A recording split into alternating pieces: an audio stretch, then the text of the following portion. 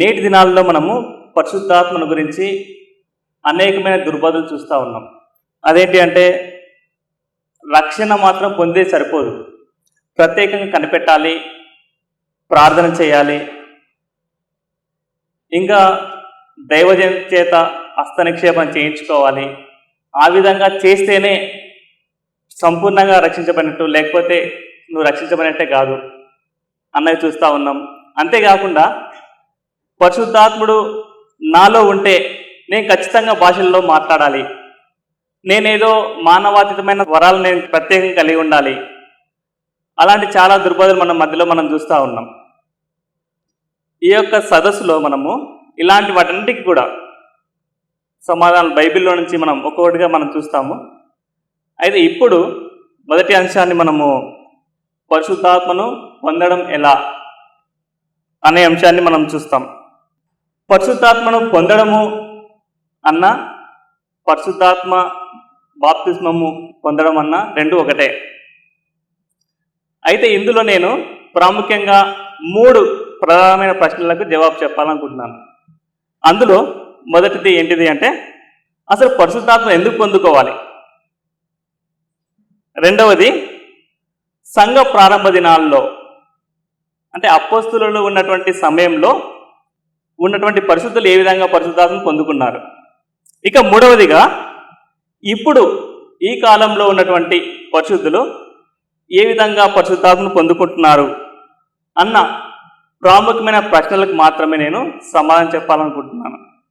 అందులో మొదటిది మనం చూస్తే పరిశుద్ధాత్మను ఎందుకు పొందుకోవాలి. మత్తయి సువార్త 3వ అధ్యాయము 11-12 వచనాలు ఒకసారి మనం చదువుకుందాము. మారు మనసు నిమిత్తము నేను నీళ్ళలో మీకు బాప్తిస్మం ఇచ్చుచున్నాను, అయితే నా వెనుక వచ్చుచున్నవాడు నాకంటే శక్తిమంతుడు, ఆయన చెప్పులు మోయుటకైన నేను పాత్రుడును కాను, ఆయన పరిశుద్ధాత్మలోను అగ్నితోను మీకు బాప్తిస్మం ఇచ్చును, ఆయన చేతిలో ఉన్నది, ఆయన తన కళ్ళంను బాగుగా శుభ్రం చేసి గోధుమలను పొట్టులో పోసి ఆరని అగ్నితో పొట్టును కాల్చివేయనని వారితో చెప్పాను.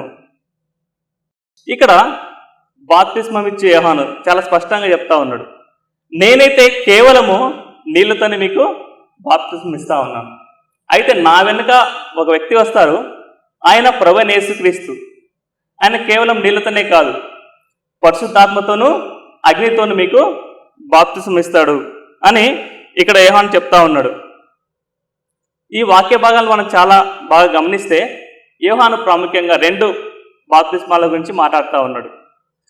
ఒకటేమో ఆత్మ బాప్తిస్మం గురించి మాట్లాడుతూ ఉన్నాడు, రెండవదేమో అగ్ని బాప్తిస్మం గురించి మాట్లాడుతూ ఉన్నాడు.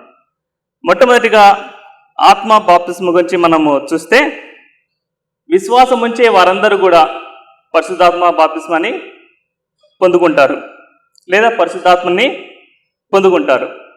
ఇలా నమ్మడానికి ఆధారం ఏంటి అనేది మనం చూస్తే బైబిల్లోనే మనం చూస్తూ ఉన్నాం. ప్రభువైన యేసుక్రీస్తు మాటల్లోనే మనం చూస్తే యోహాను సువార్త 7వ అధ్యాయము 38-39 వచనం మనము చూస్తే, నా యందు విశ్వాసముంచు వాడేవాడో లేఖనము చెప్పినట్టు వాని కడుపులో నుండి జీవజల నదులు పారునని బిగ్గరగా చెప్పెను.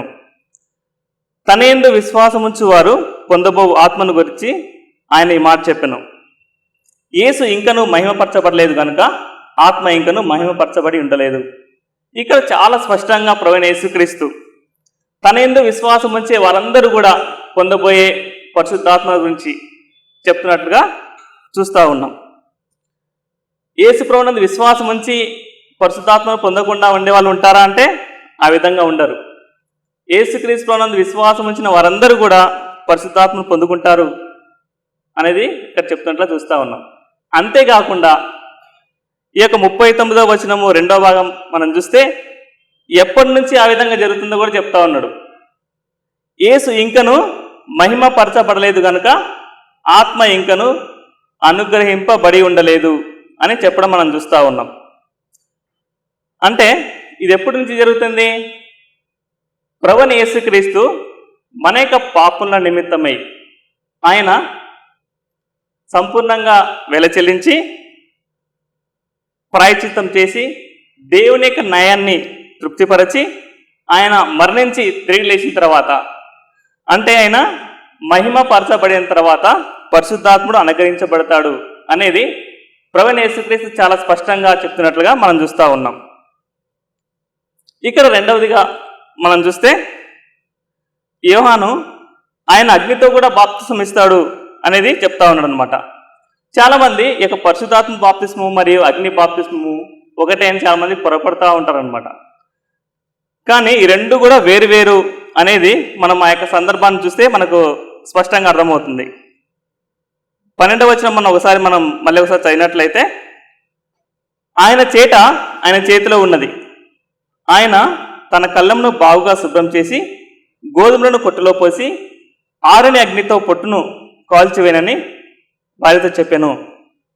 ఇక్కడ మనం చూస్తూ ఉన్నాము తీర్పు సమయంలో ఏం జరుగుతుందో దాని గురించి యోహాను చెప్తా ఉన్నాడు అనమాట.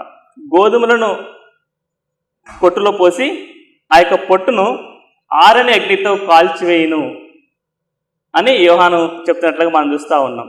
ఇక్కడ గోధుమలు విశ్వాసులకి సాదృశ్యంగా మనం చూస్తూ ఉన్నాం.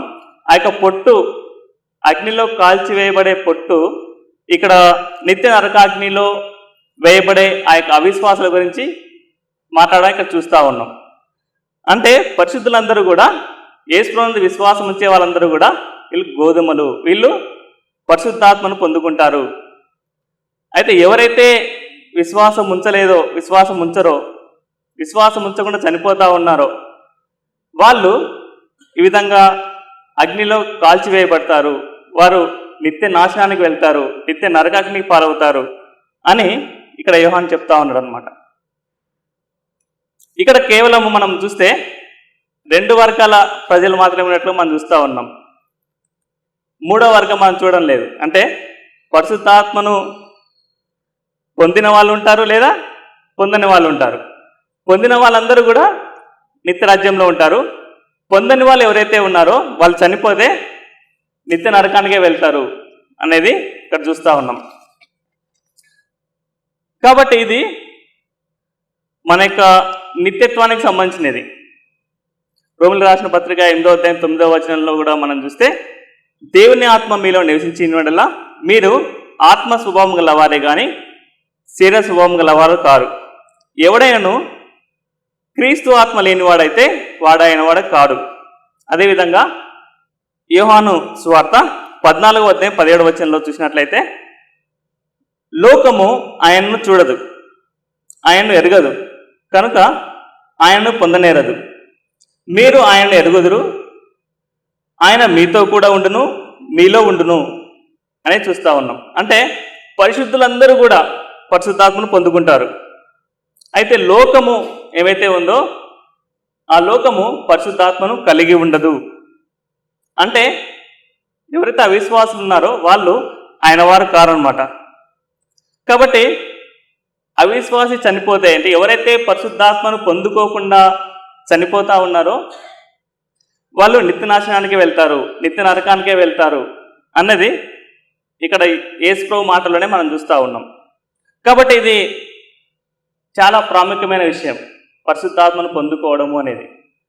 పరిశుద్ధాత్మను పొందిన వ్యక్తే, లేదా పరిశుద్ధాత్మ బాప్తిస్మం పొందుకున్న వ్యక్తి మాత్రమే నిత్యరాజ్యంలో ఉంటాడు. ఇక 2వ ప్రశ్న మనం చూసినట్లయితే, సంఘ ప్రారంభ దినాల్లో అనగా అపొస్తలుల కాలంలో ఉన్న పరిశుద్ధులు పరిశుద్ధాత్మను ఏ విధంగా పొందుకున్నారు అన్న ప్రశ్నకు సమాధానంగా మనం చూసినట్లయితే, అపొస్తలుల కార్యంలో 1వ అధ్యాయము 4 నుంచి 8 వచనాలు, ఆయన వారిని కలుసుకొని ఇలాగో ఆజ్ఞాపించెను, మీరు యెరూషలేములో నుండి వెళ్ళక నా వలన వినిన తండ్రి యొక్క వాగ్దానం కొరకు కనిపెట్టుడి. యోహాను నీళ్లతో బాప్తిస్మం ఇచ్చెను, కానీ కొద్ది దినములలోగా మీరు పరిశుద్ధాత్మతో బాప్తిస్మం పొందుదరనేను. కాబట్టి వారు కూడి వచ్చినప్పుడు, ప్రభువా, ఈ కాలమందు ఇశ్రాయేలునకు రాజ్యంను మరలా అనుగ్రహించదవా అని ఆయనను అడగగా, ఆయన కాలములను సమయములను తండ్రి తన స్వాధీనమంచుకొని ఉన్నాడు, వాటిని తెలుసుకొనుట మీ పని కాదు. అయినను పరిశుద్ధాత్మ మీ మీదకి వచ్చినప్పుడు మీరు శక్తి నొందెదరు గనుక మీరు యెరూషలేములోను యూదయ సమరయ దేశంలో ఎందంతటను భూదిగంతముల వరకును నాకు సాక్షులయ్యిందని వారితో చెప్పాను. ఈ సంగతులన్నీ కూడా ప్రభువైన యేసుక్రీస్తు ఆరోహణం అవడానికి ముందుగా ఆయన శిష్యులతో పలికినటువంటి మాటలు ఇక్కడ మనం చూస్తూ ఉన్నాం. ఇక్కడ ఆయన ఏం చెప్తున్నాడంటే, యోహాను నీళ్ళతో బాప్తిసం ఇచ్చాడు కదా, అయితే మీరైతే పరిశుద్ధాత్మతో బాప్తిసం పొందుకుంటారు. తండ్రి ఏమైతే వాగ్దానం చేశారో పరిశుద్ధాత్మ గురించి ఆయన మీరు పొందుకుంటారు. కాబట్టి మీరు ఎక్కడికి వెళ్ళొద్దు, ఈ యెరూషలేములోనే ఉండండి, ఇక్కడనే ఉండి తండ్రి యొక్క వాగ్దానం కొరకు మీరు కనిపెట్టండి అని చెప్తా ఉన్నాడు. ఇది ఎవరు చెప్తున్నాడు? యేసు ప్రభువు అందరికీ చెప్తున్నాడా కనిపెట్టమని, లేకపోతే అక్కడ యెరూషలేములో ఉండే వాళ్ళ గురించే చెప్తా ఉన్నాడా? ఒకవేళ ఇది అందరికీ చెప్పినట్లయితే అందరూ ఎక్కడ వేచి ఉండి కనిపెట్టాలి? యెరూషలేముకి వెళ్ళి అక్కడ నుంచి కనిపెట్టాలి. కాబట్టి ఇది అందరికీ చెప్పడం లేదు, కేవలం అక్కడ ఉన్నటువంటి 120 మందితోనే యేసు చెప్తా ఉన్నాడు, ఇక్కడనే ఉండండి, యెరూషలేములోనే ఉండండి, ఎక్కడికి వెళ్ళదు, కనిపెట్టండి అని చెప్తున్నట్టుగా మనం చూస్తూ ఉన్నాం. అంత మాత్రమే కాదు, ఆయన వచ్చిన తర్వాత మీరు శక్తి పొందుతారు, ఆ శక్తితో యెరూషలేములో, యూదయ, సమరయ, తర్వాత భూదిగంతముల వరకు కూడా నాకు సాక్షులే ఉంటారు, మీరు శక్తిని పొందుతారు ఆయన ద్వారా అని ఇక్కడ వాళ్ళకి చెప్తున్నట్టుగా మనం చూస్తూ ఉన్నాం. ఇక్కడ ఈ ప్రజలందరినీ మనం చూస్తే 3 భాగాలుగా, 3 గుంపులుగా మనము విభాగించవచ్చు అనమాట. మొదటి గుంపేమో ఇజ్రాయేలీలు, యెరూషలేము, యూదయ, ఇందులో ఉండే వాళ్ళందరూ కూడా ఇజ్రాయేలీలు. రెండవదిగా మనం చూస్తే సమరయులు, అంటే వీళ్ళందరూ సగము యూదులు సగం అన్యులు అనమాట, వాళ్ళ బిలీఫ్స్ ఆ విధంగా ఉంటాయి. మూడవదిగా మనం చూస్తే భూదిగంతముల వరకు వీళ్ళందరూ కూడా అన్యులు అనమాట. ఈ అపోస్తుల కార్యముల గ్రంథంలోనే మనం చూసినట్లయితే ఈ 3 గుంపు ప్రజలు ఏ విధంగా పరిశుద్ధాత్మను పొందుకుంటారో అన్నది చాలా వివరంగా చెప్పడం మనం చూస్తూ ఉన్నాం. ఎందుకు దేవుడు ఈ విధంగా ప్రత్యేకించి ఇచ్చాడు అనేది కూడా మనకు చాలా స్పష్టంగా మనకు ముందు అర్థమవుతుంది అనమాట. ఏ విధంగా అయితే ఇజ్రాయేల్ పరిశుద్ధాత్మను పొందుకున్నారో సేమ్ స్పిరిట్, అదే ఆత్మను మిగతా గుంపు ప్రజలు కూడా పొందుకున్నారు, సమానమైన వరము వాళ్ళు కూడా పొందుకున్నారు అని చెప్పడానికి ఈ విధంగా ప్రత్యేకంగా మనకు ఇక్కడ ఇచ్చినట్లుగా మనం చూస్తూ ఉన్నాం అన్నమాట. మొట్టమొదటిగా ఇజ్రాయేలు పరిశుద్ధాత్మను పొందుకున్నటువంటి సందర్భము అపొస్తలుల కార్యములు 2వ అధ్యాయము మొదటి 4 వచనాలు మనం చూస్తాం. పెంతెకొస్తు పండుగ దినం వచ్చినప్పుడు అందరూ ఒక చోట కూడి ఉండేది. అప్పుడు వేగంగా వీచు బలమైన గాలి వంటి ఒక ధ్వని ఆకాశం నుండి అకస్మాత్తుగా వారు కూర్చుండి ఉన్న ఇల్లంతయు నిండెను. మరియు అగ్ని జ్వాలల వంటి నాలుకలు విభాగింపబడినట్లుగా వారికి కనపడి వారిలో ఒక్కొక్కని మీద వ్రాలగా అందరూ పరిశుద్ధాత్మతో నిండిన వారై ఆత్మ వారికి వాక్శక్తి అనుగ్రహించిన కొలది అన్య భాషలతో మాట్లాడసాగిరి. యేసు ప్రభువు చెప్పిన విధంగా వాళ్ళందరూ కూడా యెరూషలేములో ఉండి కనపడతా ఉన్నారు. ఆ సమయంలో వీళ్ళందరూ కూడా ఒక్కసారిగా ఆ గుంపు వాళ్ళందరికీ కూడా పరిశుద్ధాత్మ వాళ్ళ మీదకి వచ్చినట్లుగా మనము చూస్తూ ఉన్నాం. అక్కడ గుంపులో ఎంతమంది అయితే ఉన్నారో 120 మంది ఎంతమంది అయితే ఉన్నారో వాళ్ళందరి మీదకి పరిశుద్ధాత్ముడు రావడము, వాళ్ళందరూ కూడా ఈ విధంగా భాషలతో మాట్లాడడం అనేది ఇక్కడ చూస్తూ ఉన్నాం. ఇక్కడ ఆ గుంపులో ఎవరన్నా పరిశుద్ధాత్ముడు పొందకుండా ఉన్నటువంటి ఇజ్రాయేల్ ఎవరన్నా ఉన్నారా అంటే ఎవరూ లేరు. ప్రతి ఒక్కరూ కూడా పరిశుద్ధాత్మను పొందుకున్నారు. అయితే నెక్స్ట్ ఎవరైతే అదే గుంపు ప్రజలు ఇజ్రాయేలు భవిష్యత్తులో ఎవరైతే రక్షించబడతా ఉన్నారో మరి వాళ్ళు ఏ సమయంలో పొందుకుంటారు అంటే వాళ్ళు విశ్వసించినప్పుడే పొందుకోవడం అనేది మనం చూస్తాం. ఇంకా రెండవ గుంపు విషయానికి వస్తే సమరయులు పరిశుద్ధాత్మను పొందుకున్నటువంటి సందర్భాన్ని మనము అపొస్తలుల కార్యములు 8వ అధ్యాయం 16, 17 వచనాలు మనం చూస్తాం. అంతకుముందు వారిలో ఎవరి మీదనో ఆయన దిగి ఉండలేదు. వారు ప్రభువైన యేసు నామమున బాప్తిసం మాత్రం పొంది ఉండరి. అప్పుడు పేతురును యోహానును వారి మీద చేతులుంచగా వారు పరిశుద్ధాత్మను పొందిరి. ఇక్కడ చూస్తే ప్రారంభంలో విశ్వాసులందరూ కూడా యెరూషలేంలోనే ఉండేవాళ్ళు. అయితే యెరూషలేంలో ఉన్నటువంటి సంఘానికి గొప్ప హింస కలిగింది. సో ఆ కారణాన్ని బట్టి అపోస్తలులు తప్ప మిగతా వాళ్ళందరూ కూడా వివిధ ప్రాంతాలకి చెదిరిపోయినట్లుగా మనం చూస్తూ ఉన్నాం. సో అందులో భాగంగా ఫిలిప్పు కూడా సమరయ వరకు కూడా వెళ్ళేసి అక్కడ సువార్త ప్రకటించాడు. అనేకులు అక్కడ విశ్వాసం ఉంచారు, ప్రభువైన యేసు నందు విశ్వాసం ఉంచారు. అంత మాత్రమే కాకుండా నీటి బాప్తిస్మంలో కూడా సాక్ష్యం ఇచ్చారు. అయితే విశ్వాసం ఉంచారు, నీటి బాప్తిస్మంలో కూడా సాక్ష్యం ఇచ్చారు.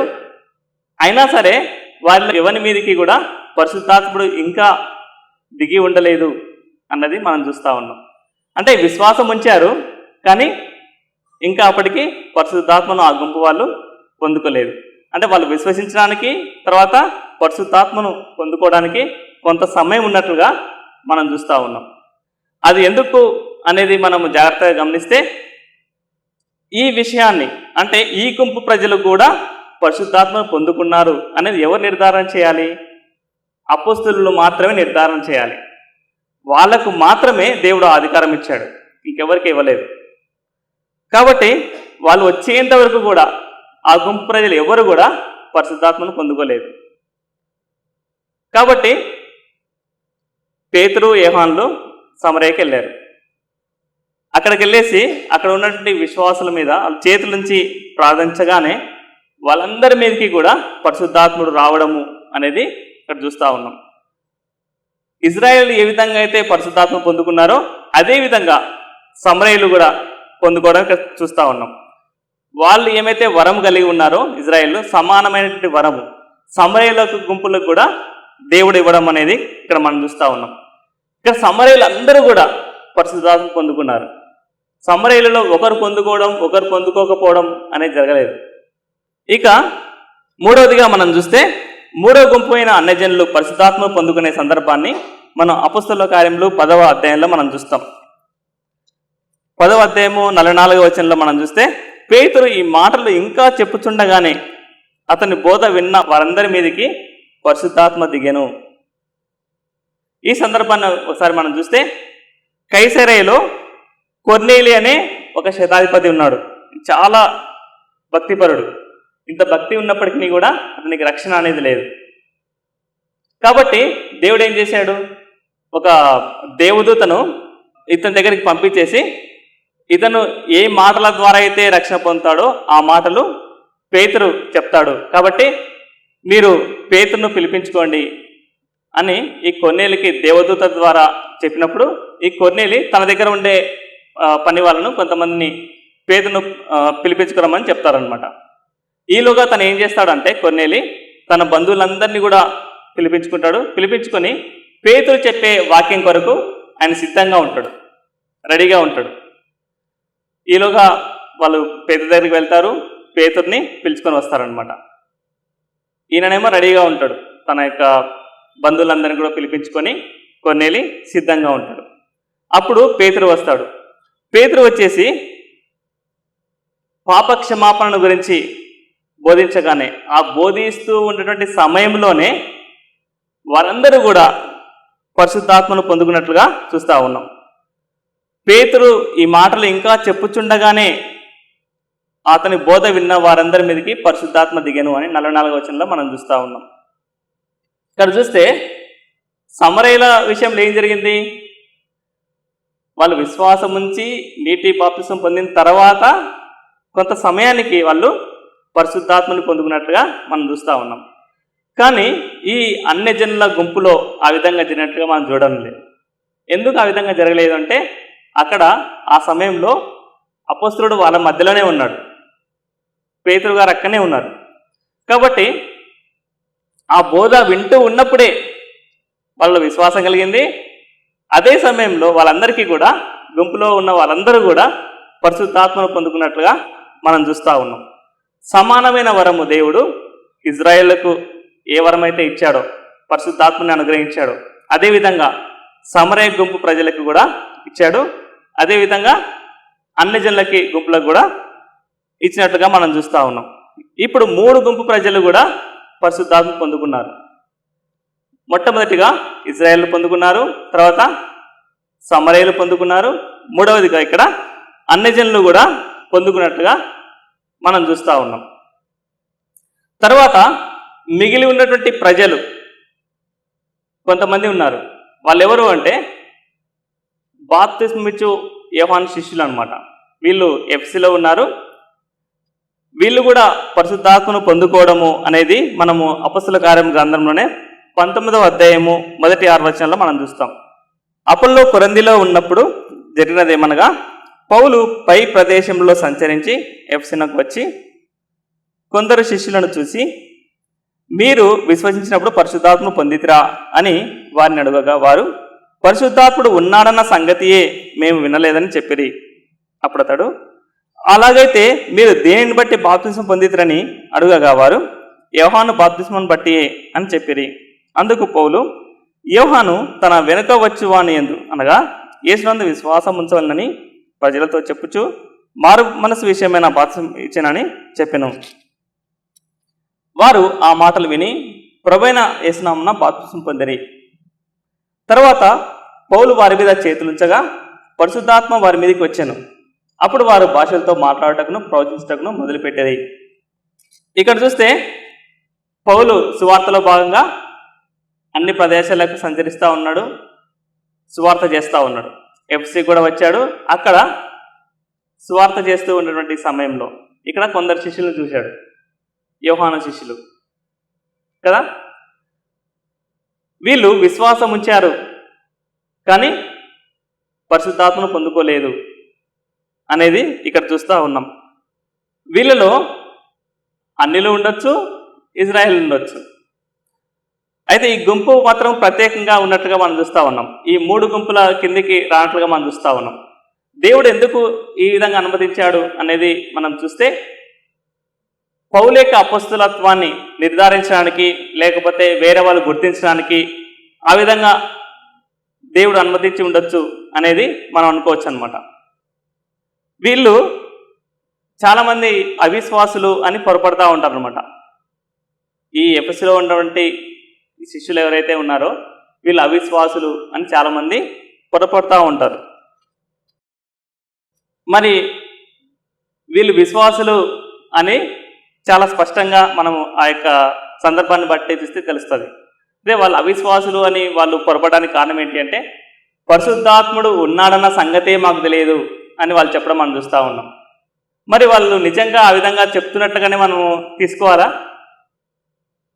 ఉదాహరణకి బాప్తిస్మం యోహాను చెప్తాడు. ఏమని చెప్తాడు?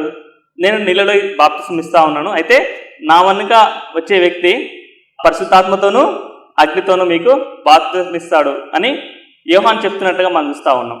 అంటే వీళ్ళందరూ కూడా యోహాను శిష్యులు. మరి పరిశుద్ధాత్మ గురించి తెలియకుండా ఉంటుందా? ఆయన ఉనికి తెలియదని వాళ్ళు చెప్తున్నాడు అనుకోవాలా? ఆ విధంగా అనుకోవడానికి వీల్లేదు. ఎందుకంటే యోహానే వాళ్ళకి చెప్తా ఉన్నాడు పరిశుద్ధాత్మ గురించి. అదేవిధంగా పాత నిబంధనలో కూడా చాలాసార్లు పరిశుద్ధాత్మ యొక్క ప్రస్తావన మనం చూస్తూ ఉన్నాం. కాబట్టి పరిశుద్ధాత్మ యొక్క ఉనికే వాళ్ళకి తెలియదు, వాళ్ళు అవిశ్వాసులు అని అనుకోవడానికి వీల్లేదు. వాళ్ళు విశ్వసించినప్పుడు పరిశుద్ధాత్మ పొందిదిరా అని ఇక్కడ పౌలు ప్రశ్నించినట్లు మనం చూస్తూ ఉన్నాం. అంటే వాళ్ళు విశ్వాసం ఉంచారు, వాళ్ళు విశ్వాసులే అనేది ఇక్కడ చాలా స్పష్టంగా అర్థమవుతుంది. మరి పరిశుద్ధాత్మ యొక్క ఉనికి తెలుసు వాళ్ళకి. అయితే దేని గురించి అంటే మన మధ్యలో ఉన్నటువంటి సంగతి మాకు తెలియదు అనేది వాళ్ళు చెప్తా ఉన్నారు. తండ్రి ఏమైతే వాగ్దానం చేశాడో ఆ యొక్క నెరవేరిన సంగతి మాకు తెలియదు అన్నది వాళ్ళు చెప్తున్నట్టుగా మనం అర్థం చేసుకోవాలి. వాళ్ళకి తెలియదు కాబట్టి పౌలు ఏం చేశాడు? వాళ్ళకి మళ్ళీ బాప్తిస్మం ఇచ్చేసి మళ్ళీ పరిశుద్ధాత్మను గురించి వాళ్ళకి చెప్పినట్టుగా బోధించినట్టుగా చూస్తూ ఉన్నాం. మళ్ళీ పౌలు వాళ్ళ మీద చేతుల నుంచి ప్రార్థించగానే వాళ్ళందరూ కూడా పరిశుద్ధాత్మను పొందుకున్నట్లుగా మనం చూస్తూ ఉన్నాం. ఇక్కడ చూస్తే 3 గుంపుల ప్రజలు పరిశుద్ధాత్మ పొందుకున్నారు. మిగిలి ఉన్నటువంటి యోహాను శిష్యులు కూడా పరిశుద్ధాత్మను పొందుకున్నారు. ఈ లోకంలో ఈ 3 గుంపుల ప్రజలే ఉంటారు. ఇజ్రాయేల్ అయినా ఉంటారు, లేకపోతే సమరయులు అయినా ఉంటారు, లేకపోతే అన్ని జనులైనా ఉంటారు. కాబట్టి 3 గుంపుల ప్రజలు ఇప్పుడు పరిశుద్ధాత్మ పొందుకున్నారు అనేది ఇక్కడ మనం చూస్తూ ఉన్నాం. మూడవదిగా మనం చూస్తే, మూడో ప్రశ్న మనం చూసినట్లయితే, ఈ కాలంలో ఉన్నటువంటి విశ్వాసులు పరిశుద్ధాత్మను ఏ విధంగా పొందుకుంటున్నారు అన్నదానికి సమాధానంగా మనం చూస్తే, ఎప్పుడైతే ఈ 3 గుంపుల్లో ప్రజలు నమ్మినారో, విశ్వాసం ఉంచారో, తర్వాత ఈ గుంపులోని వ్యక్తులు ఎవరైతే భవిష్యత్తులో విశ్వాసం ఉంచుతారో వాళ్ళు విశ్వాసం ఉంచిన వెంటనే పరిశుద్ధాత్మను పొందుకున్నట్లుగా మనం వాక్యంలో మనం చూస్తూ ఉన్నాం. ఉదాహరణకి మనం పౌలు విషయంలో మనం చూసినట్లయితే, పౌలు ఆల్రెడీ ఇజ్రాయేలీయుడు. మరి పౌలు ఎప్పుడు పొందుకున్నాడు అంటే, యేసుక్రీస్తు ప్రభు ద్వారా తను సువార్తను విన్నప్పుడు అప్పుడే అతను పొందుకున్నట్టుగా మనం చూస్తూ ఉన్నాం. అంతేగాని ప్రత్యేకంగా అపోస్తులుడు రావడం అనేది లేదా పౌలు కనిపెట్టి ప్రార్థన చేయడం అనేది అక్కడ జరగలేదు. ఆ విధంగా పొందుకున్నాడు కాబట్టే పౌలు పత్రిక రాస్తూ చెప్తా ఉన్నాడు. ఎఫెసీయులకు రాసిన పత్రిక 1వ అధ్యాయం 13వ వచనంలో మనం చూస్తే, మీరును సత్యవాక్యంను అనగా మీ రక్షణ సువార్తను విని క్రీస్తునందు విశ్వాసం ఉంచి వాగ్దానం చేయబడిన ఆత్మచేత ముద్రించబడితిరి. ఇక్కడ చాలా స్పష్టంగా విశ్వాసులు రక్షణ సువార్తను విని యేసు ప్రభువునందు విశ్వాసం ఉంచిన వెంటనే పరిశుద్ధాత్మను పొందుకుంటారు అని చెప్తా ఉన్నాడు. అంతేగాని పాస్టరు, సేవకుడు చేతుల నుంచి ప్రార్థన చేస్తే పొందుకుంటారు, లేకపోతే ప్రత్యేకంగా కనిపెట్టి ప్రార్థన చేయాలి అని ఇక్కడ చెప్పడం లేదు. ఇప్పుడు విశ్వసించడానికి, పరిశుద్ధాత్మ పొందుకోవడానికి అనేది ఎలాంటి సమయము, ఎలాంటి గ్యాప్ అనేది ఉండదన్నమాట. ఒకసారి అది జరిగిపోయిన తర్వాత మళ్ళీ జరగాల్సిన అవసరం లేదు. ఒకసారి ఆల్రెడీ అపొస్తలులు సాక్ష్యం ఇచ్చారు, ఆ గుంపు ప్రజలకి పరిశుద్ధాత్ముడు కలిగి ఉన్నారు, దేవుడు వాళ్ళకి కూడా దయచేశాడని అపొస్తలులు నిర్ధారించిన తర్వాత మళ్ళీ నిర్ధారించాల్సిన అవసరం లేదు. కాబట్టి ఇప్పుడు ఒక వ్యక్తి విశ్వాసం ఉంచిన వెంటనే పరిశుద్ధాత్మను పొందుకోవడము, తర్వాత రక్షించబడము, తిరిగి జన్మించడము, ఇవన్నీ కూడా ఒకే సమయంలో జరిగిపోతాయి. నీటి బాప్తిస్మంలో పాలు పొందక మునిపే ఇవన్నీ కూడా జరిగిపోతాయి. మరి కొంతమంది అంటారనమాట, నీటి బాప్తిస్మం పొందుకున్న తర్వాత నేను పరిశుద్ధాత్మను పొందుకుంటావు, ఆ విధంగా నీటి బాప్తిస్మమే రక్షణ అని కొంతమంది చెప్తా ఉంటారు. అయితే ఇవన్నీ కూడా పరిశుద్ధాత్మను నువ్వు అంతరంగంలో ఆ యొక్క ఏమైతే ఆ కార్యం జరిగిందో దానికి నిదర్శనంగా నువ్వు ఇక నీటి బాప్తిస్మంలో మనం పాలు పొందుతాం, కానీ పరిశుద్ధాత్మను పొందుకోవడానికి కాదు. దేవుడు మనకు ఆజ్ఞాపించాడు కాబట్టి ఒక ప్రతి విశ్వాసలో కూడా ఒక తీర్మానం ఉంటుంది.